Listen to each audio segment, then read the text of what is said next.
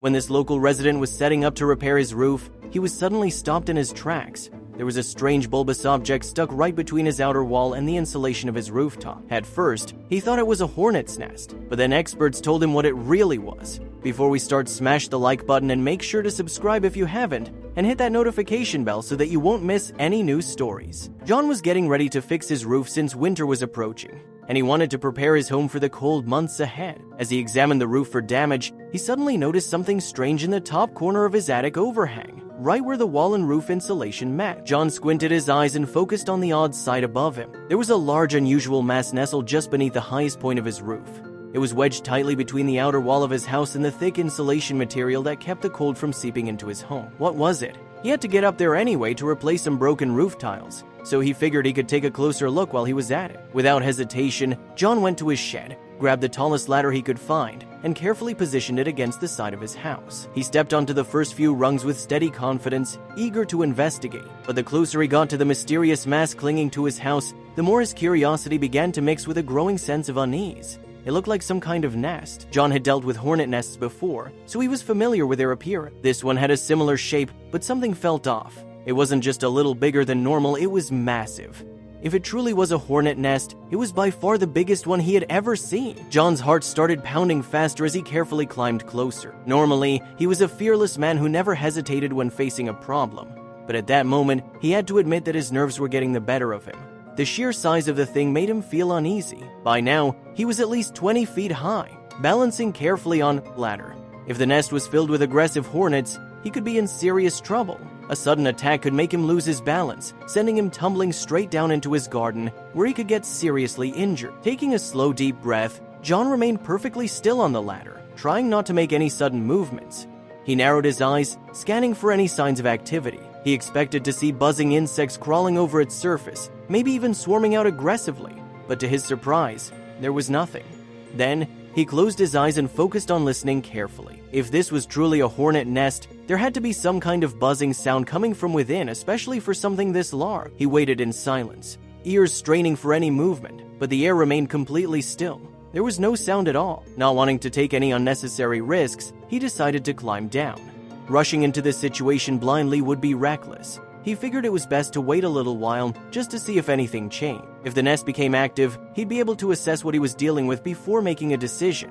Half of the morning passed as he kept an eye on the nest from below. Yet, despite the time that went by, there was still no movement, no buzzing, no sign of hornets flying in or out. Maybe they're just sleeping, he muttered to himself, though he knew that hornets were usually quite active during the day. He considered calling pest control just to be safe. But after watching for hours and still seeing no signs of life, he started to rethink the idea. If the nest was abandoned or inactive, he could probably save himself the trouble and money by handling the situation on his own. Now that he was closer, he realized that the nest was even larger than it had appeared from below. It was roughly the size of a large duffel bag, hanging awkwardly from the roof. The texture looked strange, rough, and fibers completely different from the smooth, papery material he expected from a hornet nest. Carefully, he extended his hand toward the nest, hesitating slightly as he prepared for the worst. He half expected something to dart out at him, a sudden flurry of wings, an explosion of movement, but to his surprise, nothing happened. The nest remained completely still, as if it had been abandoned long ago. Encouraged by the lack of movement, John carefully removed the nest from the overhang, making sure to hold it with caution. He expected it to be light, but to his surprise, it was heavier than he had anticipated. It felt oddly dense, far too solid for what he knew a typical hornet's nest should be. Once he made it safely to the ground, he let out a relieved breath and walked over to his garden table. He placed the strange oversized lump on the surface and sat down, staring at it.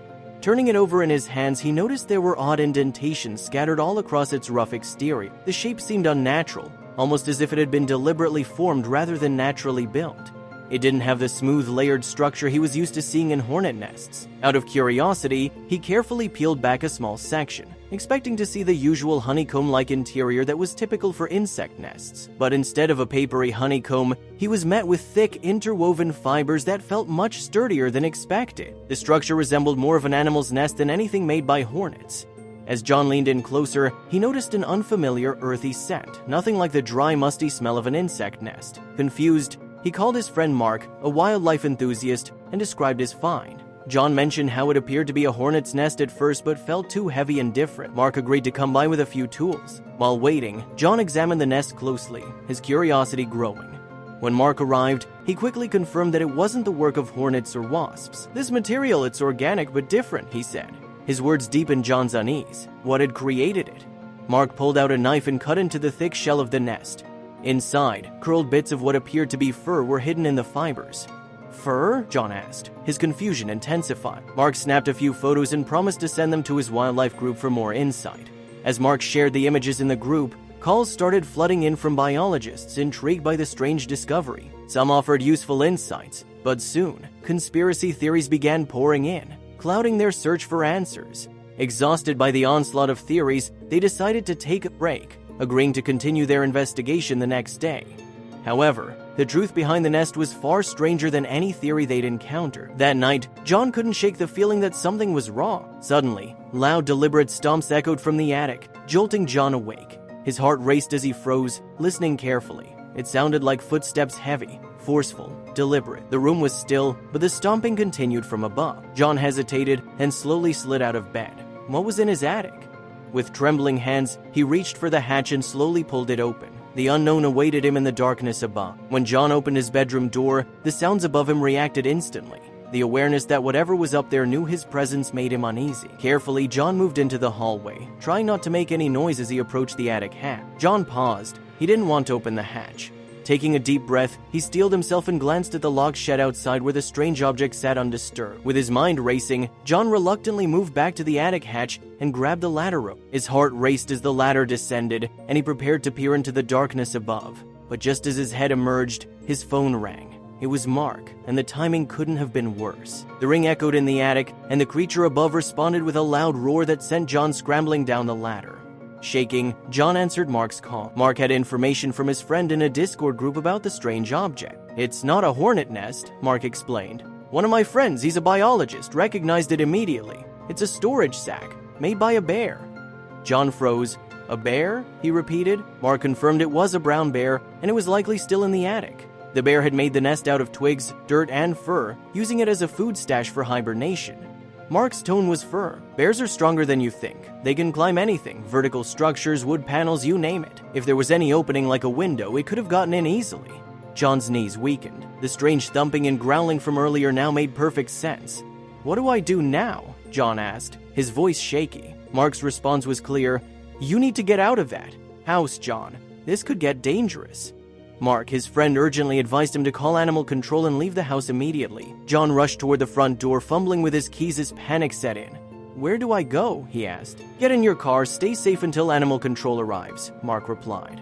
John stepped into the cold night air, his nerves still on edge. Minutes later, Mark arrived and joined John in the car. "Animal control is on their way," Mark said, trying to reassure his friend. Soon, the white van of the Wildlife Rescue Unit pulled up. Two officers, calm and efficient, unloaded their equipment. They weren't wasting time. One officer held a long pole with a hook, and the other prepared a tranquilizer gun. They moved into the house, their steps steady despite the growing tension. The first officer led the way, flashlight in hand, as they approached the attic. A deep growl echoed from above, sending a chill through John's spine.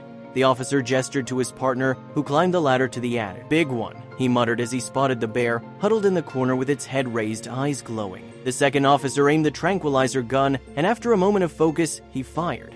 The bear flinched, then roared as it stood up on its hind legs, towering over the attic. The officers held their ground as the sedative slowly took effect. Moments later, the bear collapsed, its breathing slowing. With the bear finally unconscious, the officers carefully moved it down from the attic, using ropes and a harness to guide its massive body. Outside, John and Mark watched, relieved but still in shock. The bear was carefully loaded into a transport cage. John approached one of the officers, still in disbelief. "What happens now?" he asked. "We're taking it to a wildlife sanctuary," the officer explained. "It'll be safe and cared for through the winter." John sighed with relief, glad to know the bear wouldn't return. As the transport van pulled away, John couldn't help but laugh nervously. "I guess I should check my attic windows from now on." Mark patted his friend on the shoulder. "At least you won't have to worry about hornets anymore." The two men entered the house, locking the door behind them. The house felt safer now. John let out a deep breath, finally feeling the tension leave his body. "Guess I'll sleep with both eyes closed tonight," he joked. Mark grinned. "Yeah, and maybe reinforce those attic windows." With the nightmare finally over, the two of them settled in for a much-needed rest.